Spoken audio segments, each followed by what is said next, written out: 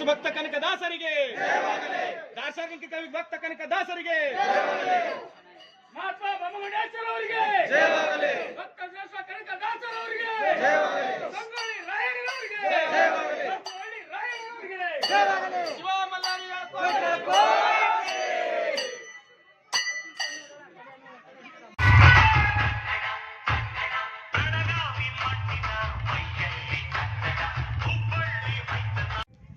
ನಾವು ಕೆಲವು ತಿಂಗಳ ಮುಂಚೆ ಬಸವ ಜಯಂತಿಯನ್ನು ಆಚರಿಸಿದ್ದೇವೆ. 12ನೇ ಶತಮಾನದಲ್ಲಿ ವಚನ ಸಾಹಿತ್ಯ, ಶರಣ ಸಾಹಿತ್ಯ ಮತ್ತು ಕಲ್ಯಾಣ ಕ್ರಾಂತಿ ಆಯಿತು. ಒಂದು ಶರಣರು ಬಂದು ಒಂದು ಕಲ್ಯಾಣ ಕ್ರಾಂತಿ ಮಾಡಿ ನಮ್ಮಲ್ಲಿ ಮೇಲು ಕೀಳು ಅನ್ನೋದನ್ನು ಹೋಗಲಾಡಿಸಬೇಕು ಅಂತ ತಮ್ಮ ಶರಣ ಸಾಹಿತ್ಯ ಅಥವಾ ವಚನಗಳ ಮೂಲಕ ಸಾರಿದರು. ಯಾವುದೇ ಮನುಷ್ಯ ಮೇಲಲ್ಲ, ಯಾವುದೇ ಮನುಷ್ಯ ಕೀಳಲ್ಲ, ಎಲ್ಲರೂ ಸಮಾನರೇ. ಮನುಷ್ಯ ಹುಟ್ಟಿದ ಬಳಿಕ ಮೇಲು ಕೀಳು ನೋಡಬಾರ್ದು ಅಂತ ತಮ್ಮ ವಚನದ ಮೂಲಕ ಸಮಾನತೆ ಸಾರುವಾಗಿ ವಚನ ಸಾಹಿತ್ಯ ಬಂದಾಗ, ತದನಂತರ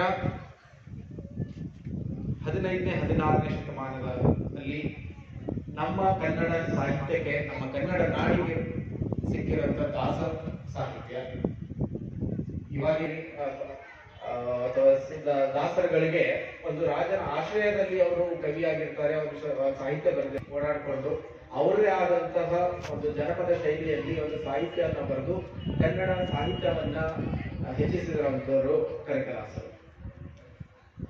ಅದರಲ್ಲಿ ಒಂದು ಮೇಲು ಕೀಳನ್ನ ಹೇಗೆ ಒಂದು ಮೇಲ್ಜಾತಿ ಕೆಳ ಜಾತಿಯನ್ನ ಕಂಪೇರ್ ಮಾಡಿ ಒಂದು ಬರುವಾಗ ರಾಮಧಾನ ಚರಿತ್ರೆ ಅಂತ ಬರೆದು ಈ ರಾಗಿ ಮತ್ತು ಅಕ್ಕಿ ಬಗ್ಗೆ ಒಂದು ಸಂವಾದದ ರೂಪದಲ್ಲಿ ಬರೀತಾರೆ. ಅಂದರೆ ರಾಗಿ ಶ್ರೇಷ್ಠನೋ ಅಕ್ಕಿ ಶ್ರೇಷ್ಠನೋ, ಅಕ್ಕಿಯನ್ನ ಅವರು ಮೇಲ್ಜಾತಿಗೆ ಹೋಲಿಸಿ.